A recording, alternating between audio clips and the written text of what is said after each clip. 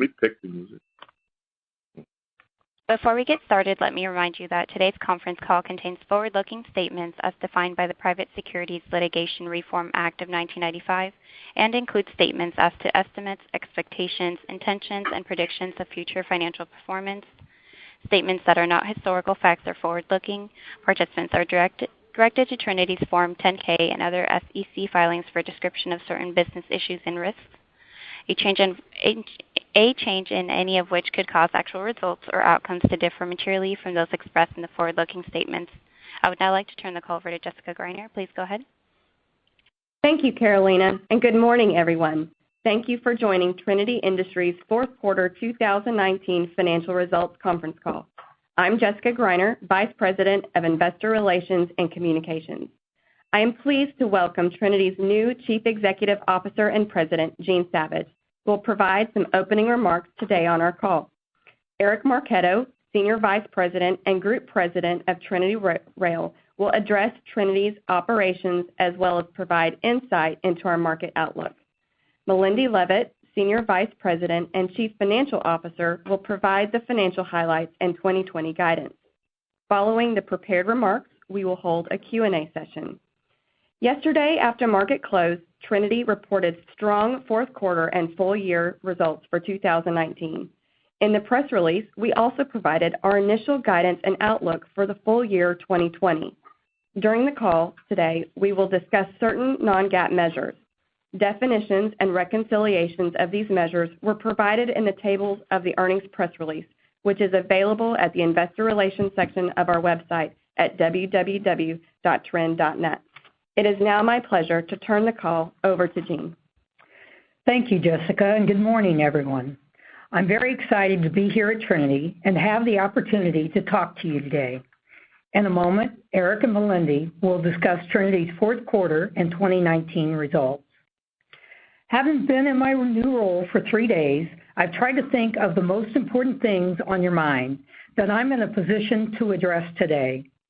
And so I plan to discuss 3 things: who I am, why I'm excited to be at Trinity, and at a high level, what are my plans for the company. I am an experienced transformational executive who has had the opportunity to work in multiple industrial businesses, including 12 years in the rail industry.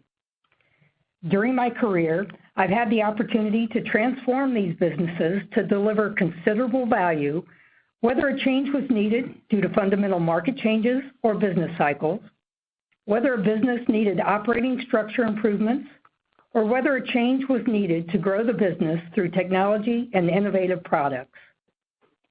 I strongly believe in listening to customers, employees, and all stakeholders to gain understanding and knowledge of the business I'm diving into. I then use these insights in addition to the facts and data I gather to determine where the opportunities are to make impactful strategic decisions.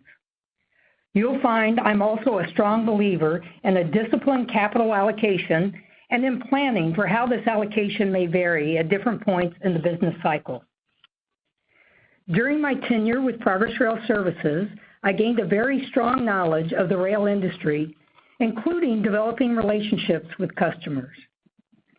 At Progress Rail, we did everything from leasing rail cars to repairing them in a network of shops to major modification programs, along with component remanufacturing, wheel shops, new locomotive manufacturing, and locomotive repairs.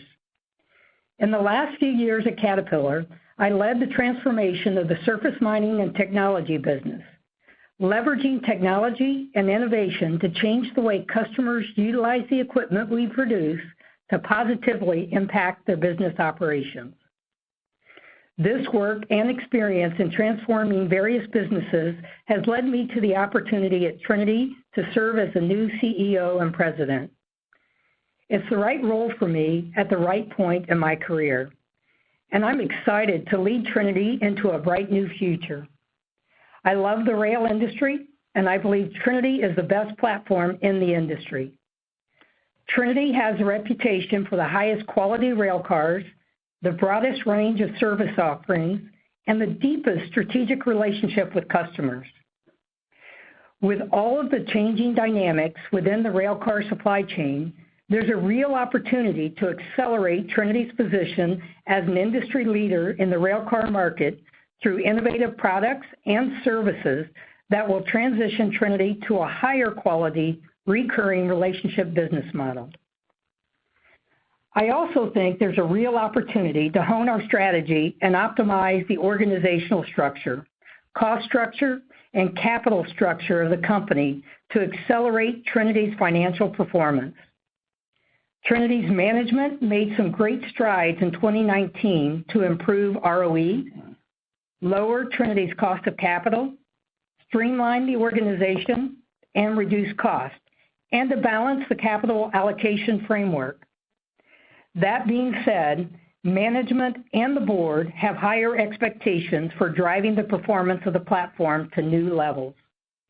The board and management team are fully aligned and committed to optimizing Trinity's integrated platform of businesses to unlock the long-term value creation opportunities that the platform enables.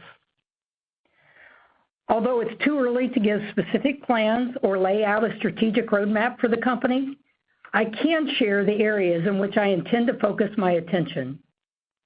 First, I look forward to defining a strategic framework for the company with specific key performance indicators that we will share with the investors to help track and measure our performance. We will share these with you as our plans become more defined and specific initiatives are identified. I expect the initial focus of our strategy to center on the continued optimization of our operating platform and financial structure.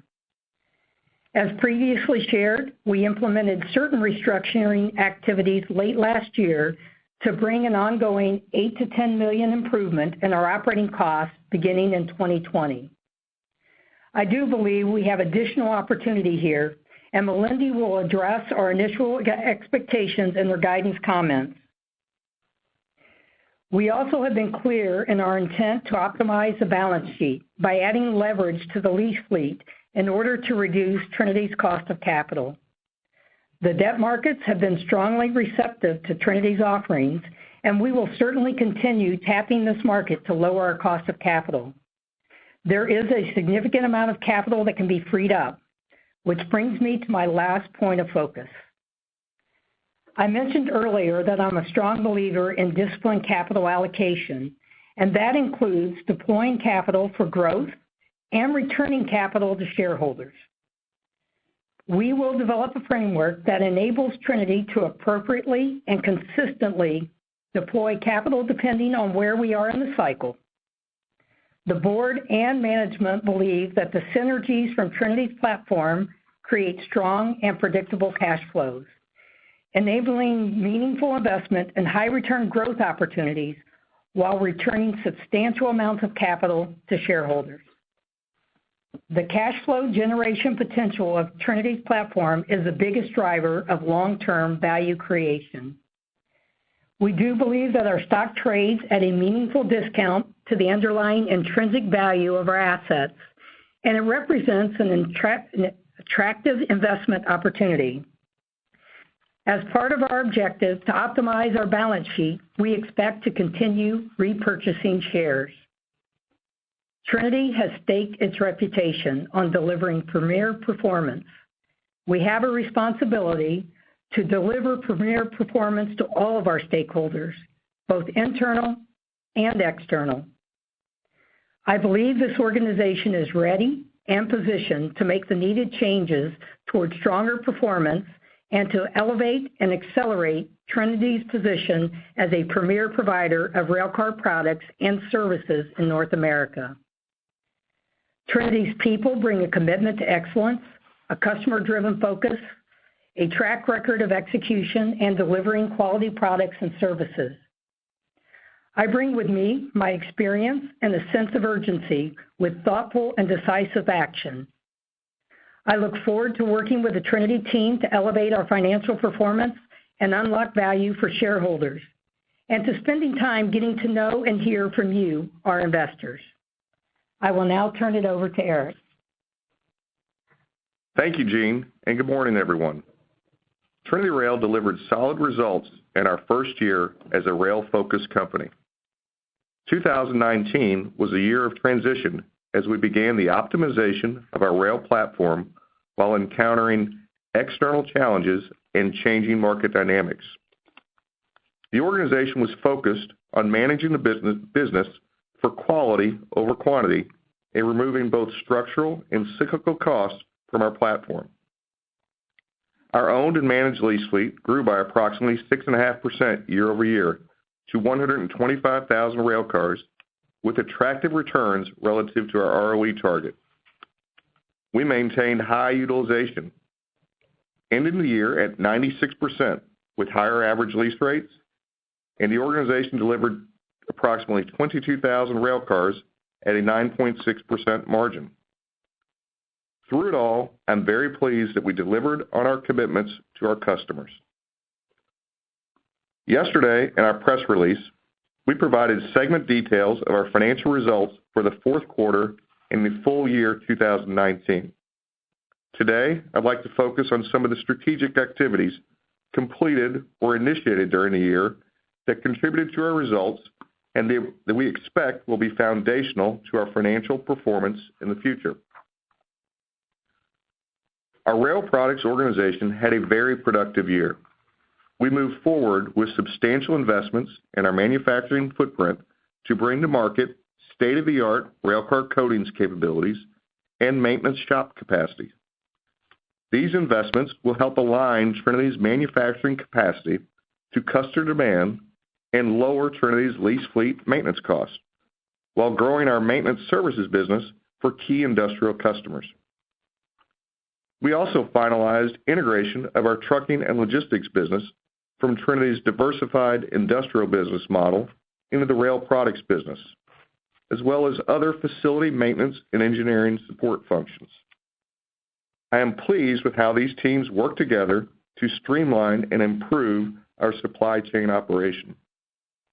In addition, our product development team continued efforts to focus on providing differentiated offerings with the launch of 4 new product designs and enhancements serving various markets.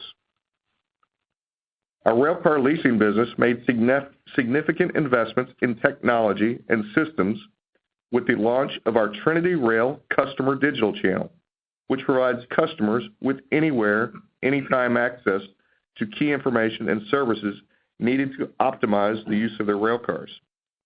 This tool enables customers to reduce friction associated with managing railcars while providing significant productivity improvements to our organization.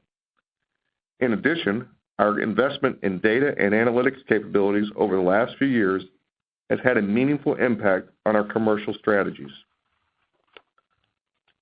Looking into 2020, we are continuing to align our organization for improved operational and financial results through the entire railcar market cycle. However, industry fundamentals will be a challenging headwind to overall results for the year. Through 2019, the trade disputes and slowing North American industrial economy put negative pressure on rail traffic volumes, and consequently, demand for railcars declined. This demand decline resulted in a growing fleet of underutilized railcar equipment and fewer new railcar orders. We expect it will take some time for the impact of recent trade agreements to translate into rail traffic volumes, but we are hopeful that the recent steps toward resolution of trade disputes will inject more clarity and certainty into the market. Improved railcar loadings will need to first absorb existing railcars before new orders accelerate. That being said, the North American economy is still a relative bright spot on the world stage. GDP estimates anticipate modest growth, and the consumer is still strong. Moving freight by rail is the most economical mode of land-based transportation for industrial shippers. We are somewhat encouraged by the recent narrative of certain Class I railroads to emphasize a focus on growth versus operating ratios. While PSR initiatives seemingly improve the train speeds and dwell times for individual railroads, the fluidity of the rail network is key to improving the performance of the rail supply chain. Longer term, we believe PSR initiatives are an integral first step to improving service levels for industrial shippers. This is necessary for the rail market to regain modal share in the North American freight space. Key to our customer experience strategy is to optimize the ownership and usage of railcar equipment. Given the current level of demand and our near-term outlook, we are right-sizing our production capacity and being very deliberate with the business we pursue. The Rail Products team met a very challenging production schedule in the fourth quarter for our customers, while transitioning to lower production levels for 2020. Our first quarter deliveries will step down by roughly half compared to the number of deliveries in the fourth quarter, which includes costs associated with headcount changes of approximately 20% and lost efficiencies. The financial effects of this right-sizing will be a significant headwind to our first quarter financial performance. However, this action was necessary to establish the appropriate capacity for our 2020 delivery outlook. Our outlook for the year incorporates a fairly even production cadence, with approximately 60% of our production schedule committed in the backlog. Approximately 17% of our lease portfolio is up for renewal in 2020. Current market rates are approximately 9% below expiring lease rates, which implies a 1% to 2% revenue headwind to the leasing segment. New railcar additions to the lease fleet are expected to offset this revenue headwind. Our platform continues to demonstrate the ability to successfully navigate through challenging market conditions. Trinity's platform is built to deliver superior results through the railcar cycle. Our business model fosters engagement with the direct customer, delivering solutions that optimize the life cycle ownership and usage of railcar equipment, and providing our customers with a single source for all their railcar equipment and services needs. We made great progress in 2019 to improve our financial performance. In 2020, we will continue the optimization of our platform so that our financial results match the powerful commercial and strategic synergies of the business. Our vision is to be the premier provider of railcar products and services. The Trinity team is actively working to transform our organizational structure to lower our overall costs, elevate our customer service focus, and pursue innovation to build on Trinity Rail's position as the market leader. I am pleased to have Jean on board as our new CEO and believe she will have a tremendous impact in improving our operational approach to unlock value and deliver better results. I'll now turn it over to Melindy to discuss our financial performance and guidance. Thank you, Eric, and good morning, everyone. Yesterday, the company reported strong improvement in our fourth quarter and full year 2019 results. Revenues, adjusted operating profit, and adjusted earnings per share all increased by double digits as a result of fleet growth with attractive pricing and higher railcar deliveries with a favorable product mix. Not only did our team deliver strong operational results in a challenging market environment, Trinity's leaders have made significant strides in executing against our strategic and financial priorities in our first full year as a rail-focused company. Our priorities for 2019 included optimizing our cost and capital structure, investing in value-creating growth opportunities, and returning capital to shareholders. We also committed to improving our financial filings and presentations to better highlight the value of the lease fleet and the rail platform. As Eric mentioned, leadership has been focused on streamlining our operating structure as we transition from Trinity's former multi-business holding company to a rail-focused company. These collective actions resulted in the reduction of more than $30 million of SE&A during the year. We have more work to do to optimize our business platform to the level of our expectations, and we are evaluating both cyclical and structural costs to enhance our performance. Another area of focus during 2019 was the optimization of our balance sheet. Trinity's loan-to-value ratio on the wholly owned lease fleet improved from 46.6% to 55.1% at the end of 2019 when including the debt funding from our corporate revolver. This was significant progress toward our goal to achieve an LTV ratio of 60 to 65% in the near term. We expect to achieve this LTV target within the next 12 to 18 months. Our debt funding secured in 2019 was at very attractive interest rates. And as a result of our optimization efforts since the spinoff, Trinity has lowered our weighted average cost of capital approximately 150 basis points. Balance sheet optimization and increased profitability through strong execution and reduction of costs resulted in Trinity's year-over-year pre-tax return on equity increasing from 6.3% to 9% in 2019. Trinity established a 3-year average pre-tax ROE goal of 11 to 13% in early 2019, which aligns with our long-term pre-tax ROE target of mid-teens through the cycle. We're pleased with the solid progress in our first year. Softer railcar demand will create a very challenging headwind for 2020 ROE improvement, but we are focused on the levers within our control. Our current guidance would lead to a pre-tax ROE of approximately 10 to 10.5% in 2020. Trinity also made significant progress in demonstrating the cash flow generation capability of our rail platform.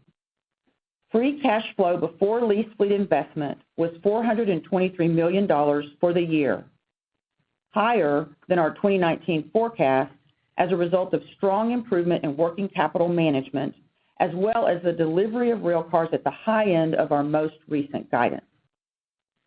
As Jean said earlier, the cash flow generation capability of Trinity's rail platform is a significant driver for long-term value creation. Management and the board believe that the platform can yield strong and predictable cash flows, enabling meaningful investment in high-return growth opportunities and substantial return of capital to shareholders. To put this in perspective, during 2019, Trinity invested in the growth of our portfolio with net lease fleet additions of approximately $875 million on a cash basis. This growth was funded through our available cash on hand and appropriate use of leverage. We also invested nearly $100 million in manufacturing CapEx for the growth of our railcar maintenance business and paint and lining capacity, as Eric mentioned. Our capital allocation during 2019 also included $377 million in returns to shareholders through share buybacks and dividends, returning approximately 14% of our market cap. We have approximately $1 billion in liquidity and have ample room to continue leveraging our balance sheet. Now moving to guidance, our capital allocation plan for 2020 follows a similar framework and underscores the value creation of our businesses. Our CapEx guidance for 2020 includes approximately $90 to $100 million for non-leasing CapEx and approximately $435 million of net lease fleet investment, requiring less than $100 million in equity capital at a 70% loan-to-value. Our free cash flow before lease fleet investment is expected to be approximately $600 to $650 million, providing ample room to return substantial capital to shareholders after investing in our business for growth. Guidance for our financial performance in 2020 includes the following. Top-line revenues of approximately $2.5 to $2.7 billion after elimination, and earnings per common diluted share in the range of $1.15 to $1.35. Our financial assumptions include a production forecast of 16,000 railcars, of which approximately 40% will be delivered to our lease fleet, and an approximate margin of 7% for the rail product segment. Leasing revenue of approximately $800 million with a 46% operating margin, and $50 million of profit from sales of leased rail cars from our portfolio. Our 2020 guidance also includes significant cost savings opportunities across SE&A and administrative cost of sales with a goal of approximately $25 to $30 million of reduction compared to 2019. Interest expense and the tax rate are expected to be approximately $225 million and 27% respectively. As you heard Jean mention, we will be active in share repurchases through the year as we continue to optimize our balance sheet. Our EPS guidance range incorporates meaningful amounts of share repurchases subject to board authorization. The 2020 guidance does exclude items outside the normal course of core operations, such as restructuring activities or pension plan termination charges, which we will report the effect of if and when they occur. Regarding EPS cadence, our full-year EPS range compares favorably to 2019 fiscal results. However, our first quarter financial results will face significant headwinds before recovering through the year. As Eric mentioned, the Rail Products Group is transitioning to a much lower level of deliveries and is impacted in first quarter 20 by lost efficiencies and right-sizing costs. Other items that will affect our earnings cadence include sales of leased rail cars and SE&A cost savings. At this time, we expect sales of leased rail cars to be primarily concentrated in the second half of the year.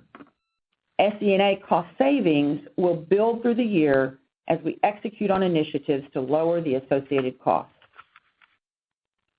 You may have seen in our press release yesterday that we are changing the estimated depreciable lives of our railcar lease fleet.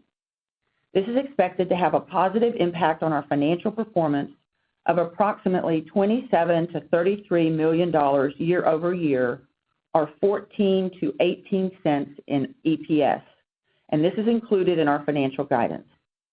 In our evaluation process, we compared our depreciation policy to extensive company and industry data and analytics.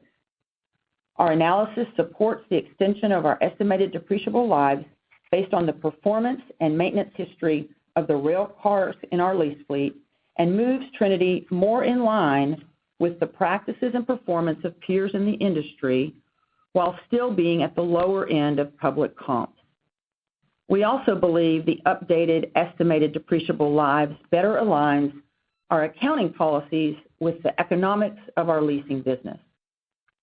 Following our conference call today, we will file our Form 10-K for 2019. Included in the report are enhanced disclosures around the economics of our business, including a selected consolidated balance sheet for the leasing company. As of year end, the leasing company carried total equity of $2.3 billion. This would be the comparable equity balance to a standalone leasing company.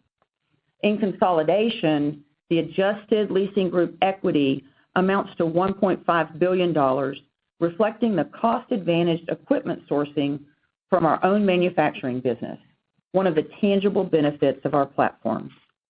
These disclosures, along with other metrics provided during the year, including the pre-tax ROE target and free cash flow before leasing CapEx, are all aimed at showing how management assesses the value of our business and highlighting Trinity's opportunities to create significant value for shareholders.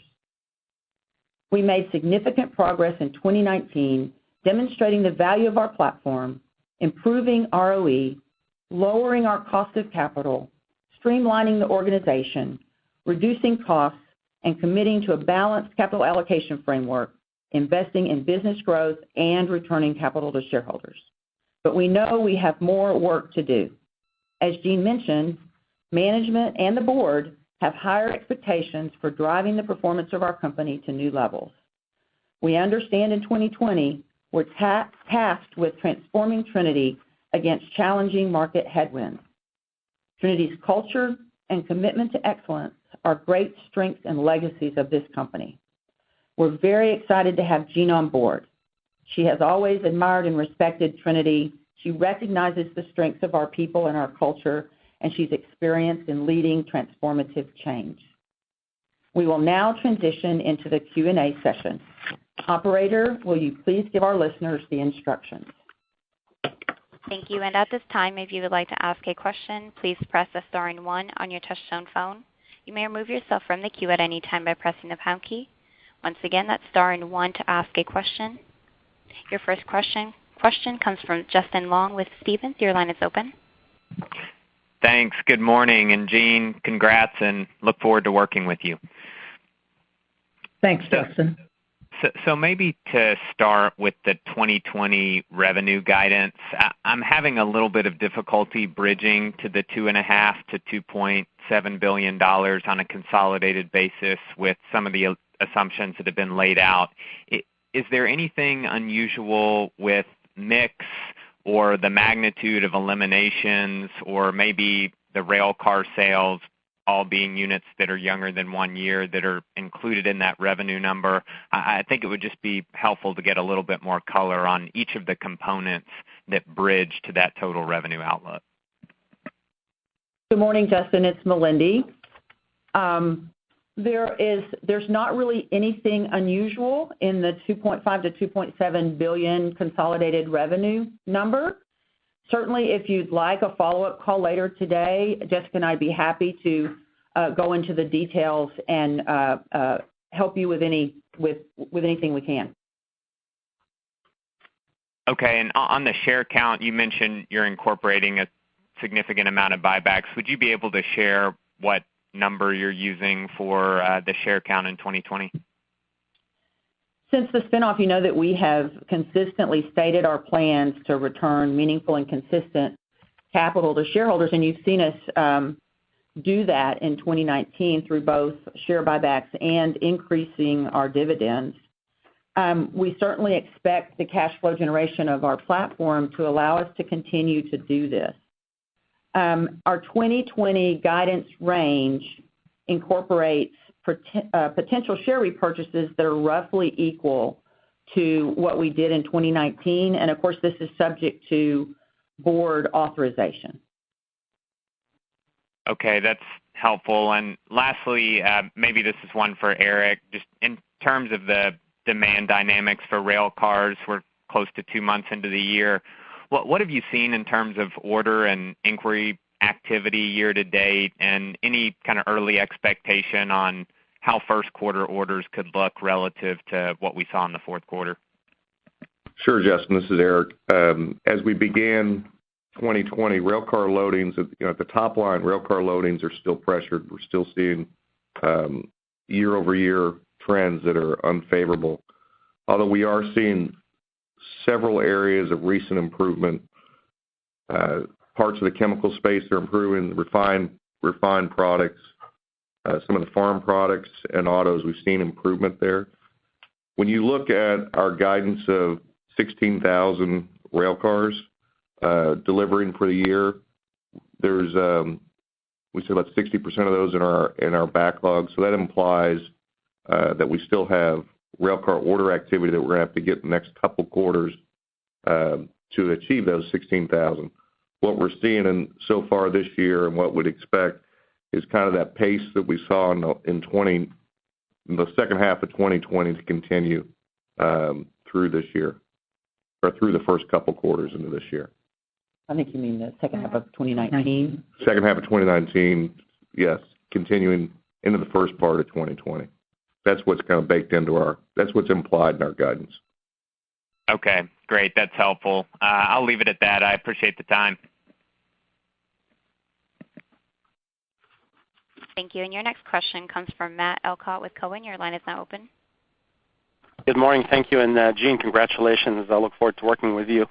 My question is, it looks like you guys are expecting 5 or 6% growth in leasing revenue in 2020.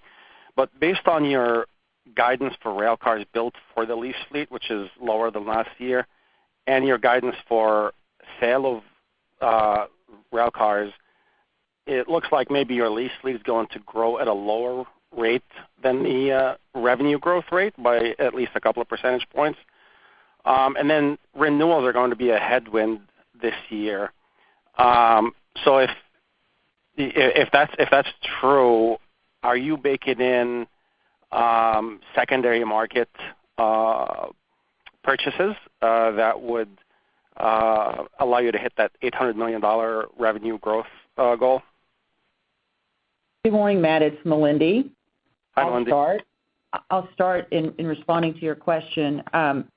Our assumption as far as the percentage of rail cars that are going into the lease fleet is roughly the same as it was in 2019. Just a reminder that the eliminations now include modifications and betterments as well as the additions to the lease fleet. So the fact that our deliveries have come down from 2019 is the primary driver of the number of rail cars being added to the fleet coming down. As far as your question around secondary market sales, we do have a small amount of secondary market sales planned into our net lease fleet investment guidance that I shared. You're right that our current forecast of sales of leased rail cars and the operating profit resulting from that is lower than our 2019 results.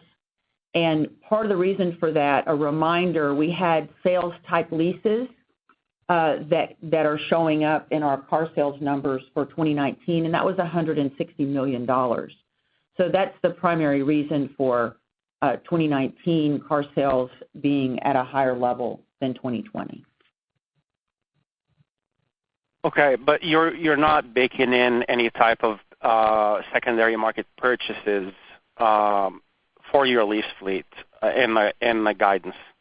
Right. If you're looking at leasing revenue, the main drivers there, as I mentioned in my comments, are there's a headwind on renewals, as you noted, and then there's going to be fleet growth, which was the numbers Melindy talked about in terms of our additions to the fleet.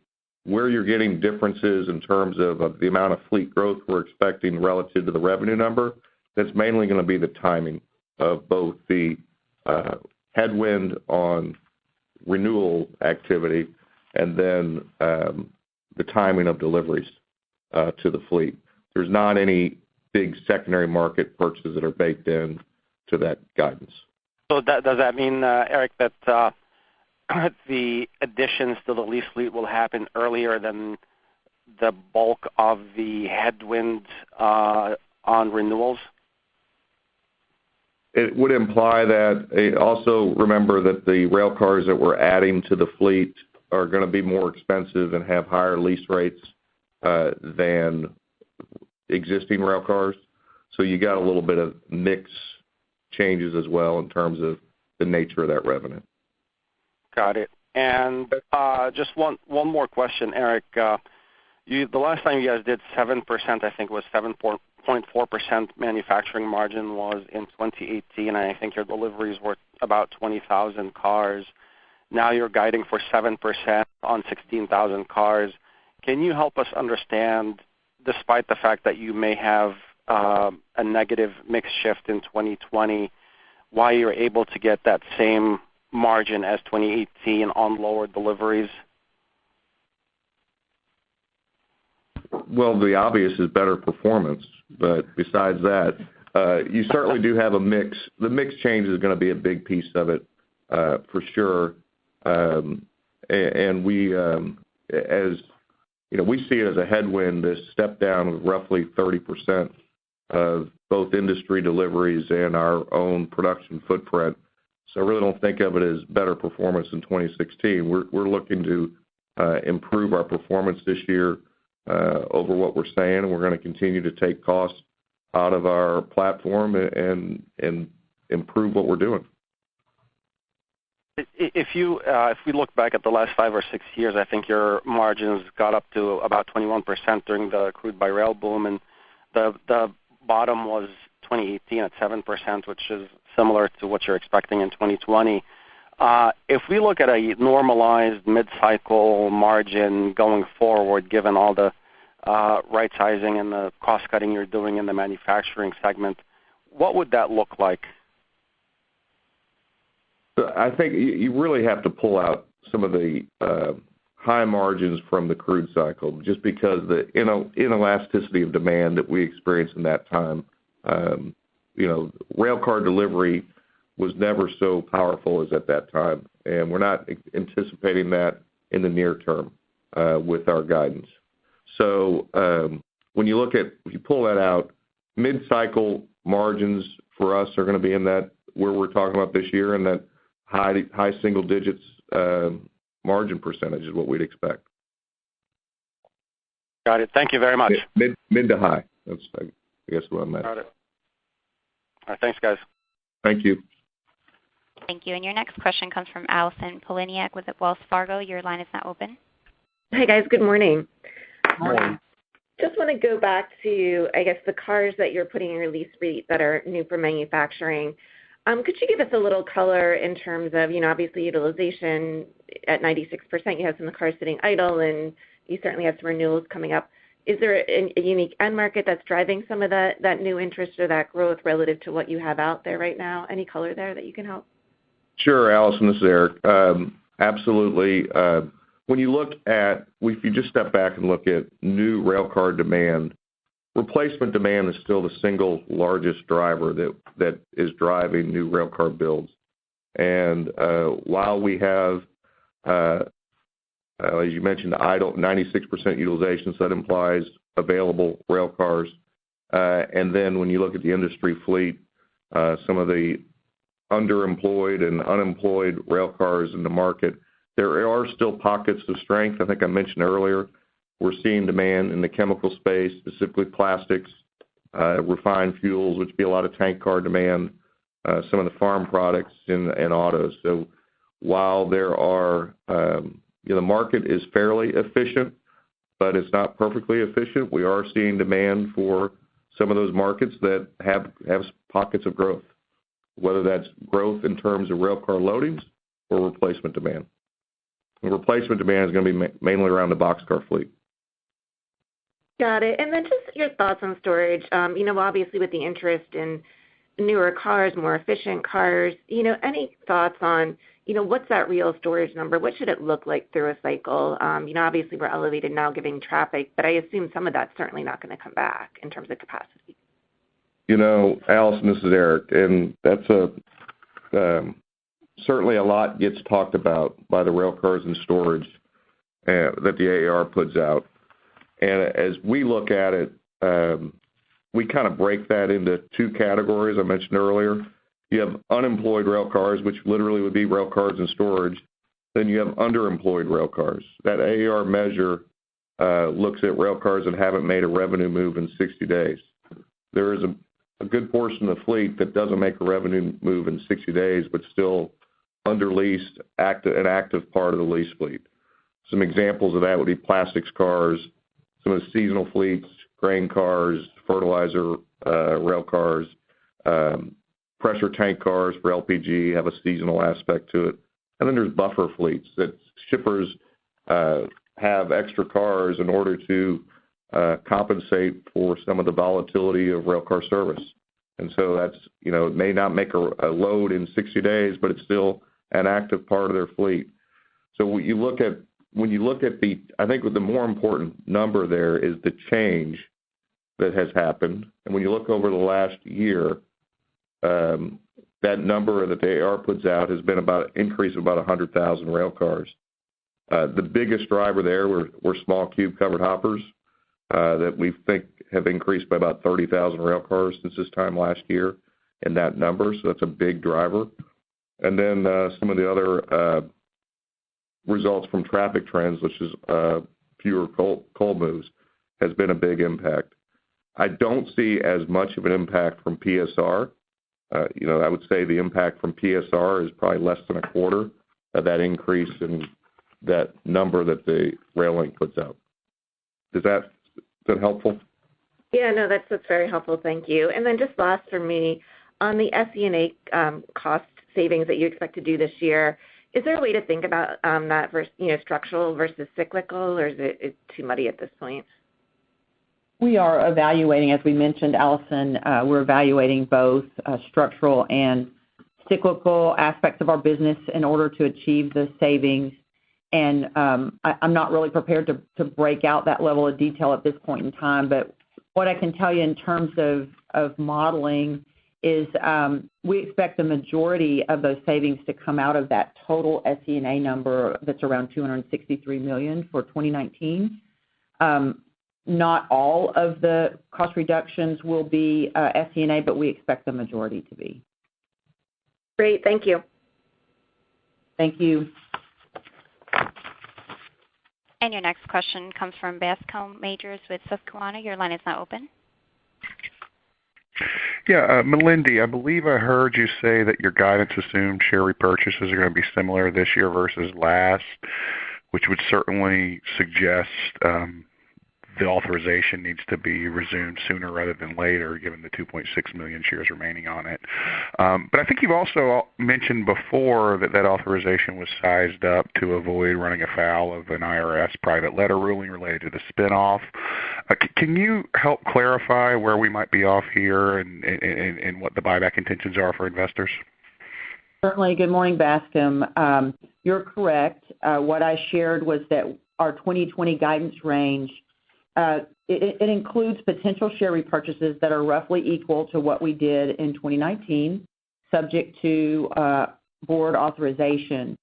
And certainly, Bascome, tax considerations are one of the important factors that we consider in our share repurchase plan. So that will have an influence on our timing. Okay, understood. One more capital allocation here. You've talked about growth CapEx. Are acquisitions a part of the Trinity strategy in the next 12, 18, 24 months? And specifically, could you go beyond, investing in railcar assets to really adding adjacent service lines or rail-related businesses to build the portfolio up more broadly and to the more recurring kind of revenue stream that you alluded to in your prepared remarks? Thanks. So Bascome, this is Jean. I will say that we're always looking for the right time and the right opportunity to make investments. And as we discussed earlier, we're wanting to make sure we have a balance in both growth and in returns to our shareholders. So we are keeping a list. We'll continue to monitor that and see if we find the right purchase at the right time. And Bascome, I would add that, we mentioned in our comments that our near-term focus is on optimizing our platform of businesses and really driving the financial performance improvement. So totally agree with Jean's comments. We're continuing to look for the right opportunity at the right valuation, with our main focus being on optimizing our existing businesses. Okay, and last one from me. Jean, when do you think you're going to be far enough along in your strategic planning efforts to deliver that plan to investors, whether that comes via an analyst day or some other format? Thank you. Well, as far as the timing, we're still working. This is day 3, or actually the start of day 4 for me. So if you give me a little bit more time, I'll get that out to you. But I am planning on doing some calls in the near term and then making sure that I get out and talk with our investors. And so I will do some type of a roadshow or visits. Hopefully that helps, but that's all I can give you right now. All right. Thank you. Appreciate it. Next question comes from Gordon Johnson with GLJ Research. Your line is now open. Hey, guys. Thanks for taking the questions. You're welcome. All right. So I guess first, you guys talked about you need to see some increased orders to hit your guidance for 2020.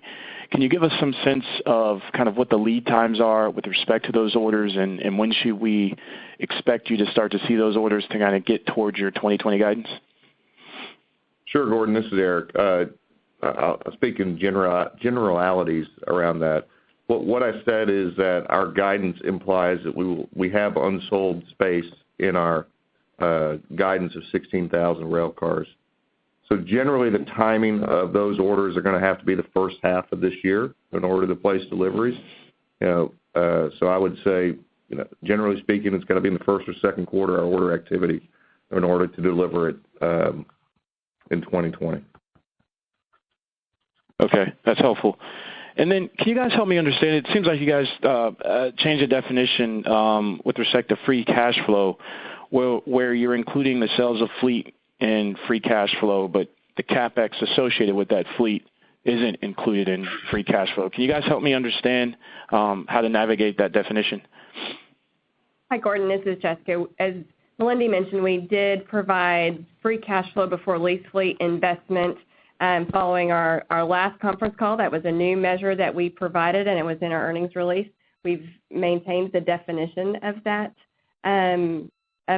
non-GAAP measure, so happy to walk you through any particular questions you may have about the measure.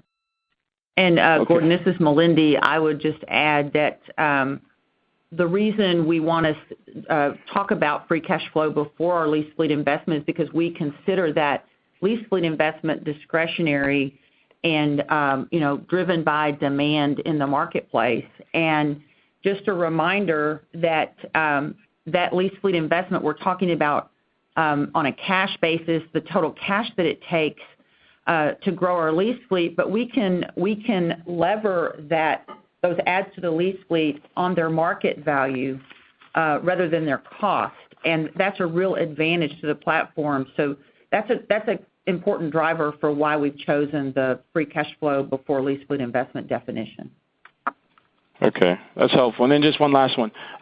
As we look to the orders with respect to the RSI numbers that are reported, it looks like kind of you guys average around 30 to 40% of those RSI orders. So as we look to those numbers coming out, for Q1, I guess over the next couple months, are you guys ingraining in your guidance a significant increase in industry orders, or would you say that you have the visibility into your own orders that even if the industry orders are low, you're confident you'll still be able to hit your guidance? Thank you. Thank you. Hey, Gordon, this is Eric. I'll answer that. I think I mentioned this earlier, that what is implied in our delivery guidance is order level in the first half of this year that's going to be consistent with what the industry experienced the second half of 2019. So it would imply both industry activity and our own orders that we take. I feel good about the visibility that we have to date with the orders we've taken, and we still have work to do in order to hit that delivery target for the year. Thanks again, guys. Good luck. Thank you. Thanks. And the next question comes from Steve Barger with KeyBanc Capital Markets. Your line is now open. Hey, good morning. Good morning. Melindy, sorry if I missed this, but when you were talking about the headwinds in 1Q from the transition to lower production and how that's going to pressure 1Q, will that drive EPS down into the single digits, or maybe can you talk about the percentage of EPS you expect in first half versus second half? Good morning, Steve. We don't give quarterly guidance, and so just wanting to let you know that our first quarter is being impacted by lower deliveries, lost efficiencies, and right-sizing costs. I think your thoughts are generally in the range, but again, not wanting to turn it into quarterly guidance. Understood. And Jean, I welcome aboard. I know you started this week, but since you do have that experience of progress and having been on the board, PSR has been a huge topic in 2019. Any thoughts on how you view that in terms of positioning Trinity relative to opportunities or threats from that? Sure. I think overall for the industry, PSR will help us increase the efficiency of that mode of transportation and allow future growth. So as you look at both sustainability and the fact that transportation by the rail is 4 to 6 times more sustainable than by trucks, that I think you'll see a movement over time as the overall performance of the railroads to deliver the product at the right time and consistently for their customers. So I guess that's what I would say for the PSR. I think it's good for us and good for the railroads.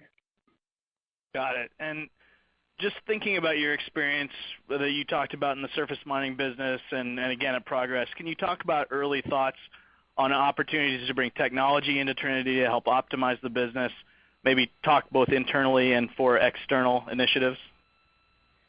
Sure. I'll just start out with some of the work that I did with surface mining and technology. It was all about making the performance of the total cost of ownership for our customers the best and the lowest it could be. We used technology to help them understand where their equipment was, how it was performing, and also how to get the maintenance done before they had either an issue or a breakdown of that equipment. Same type of philosophy can work for the rail cars that we have in monitoring the health of those rail cars, making sure that we can plan to pull those cars out of service prior to them having an issue with that car and having it bad ordered maybe and set out of use for them. So I think as we look to how we make improvements, there's that. There's also for tank cars some sensors that we can put on them to help us see how those tank cars are performing, make sure that if there are any emerging issues or concerns that we can notify both the shipper and the railroad. Thanks for that, caller. And then just last one for me. Eric, I think you addressed this to some degree, but 2019 orders were the lowest since 2016, and I know it's tough forecasting cycles, but did I hear you say that you think this 10,000 run rate for Trinity is kind of troughish? I did not say that. But what I did say was that the industry, I expect in the near term, industry orders to maintain that pace that we saw in the fourth quarter, third and fourth quarter. It's all, Steve, I'm not trying to be cute, but it all gets back into what's going on with rail car loadings. They've still been unfavorable. I would have expected them to turn because the comps are a little bit easier. They have not yet. So we got to keep watching what's going on in terms of rail car loading activity. That will lead our outlook on rail car demand. Very good. Thank you. And the last question comes from Douglas Greiner with Wilbank Smith and Thomas. Your line is now open. In regard to the balance sheet optimization plan, specifically moving from the 55% LTV on the wholly owned lease fleet to the 60 to 65% target over the next 12 to 18 months, what are the steps in that operational plan and the biggest challenges you're facing in order to execute on that successfully? Thanks. Good morning, Doug. This is Melindy. As far as the specific steps, some of that's going to depend on what our commercial activity is, what our rail car investment vehicle partners are doing. But basically, the steps are we have set the 60 to 65% goal as a near-term goal. I mentioned we expect to reach that in 12 to 18 months. So basically, as we need the capital to grow our business and to return capital to shareholders, we will go out to the debt markets and evaluate what is the right debt for us to raise given the cost of debt and our time horizon and such. And on an as-needed basis, we will add that debt to our lease fleet to move that loan-to-value to the 60 to 65% level.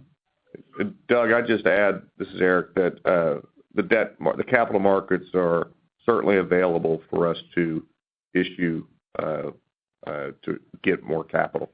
And, as far as the challenges, I would say the challenges are mostly related to, like I said, the things that are out of our control. So timing, for example, this year we had forecasted to have our loan-to-value at 57%. We ended the year at about 55% because we did better on our working capital management and didn't need to raise as much capital.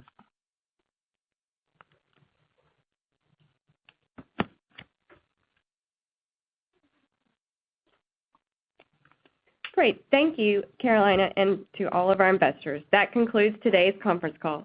A replay of today's call will be available after 1 o'clock Eastern Standard Time through midnight on February 27th, 2020. The access number is 402-220-7233. A replay of the webcast will also be available under the Events and Presentations page on our Investor Relations website, located at www.trend.net.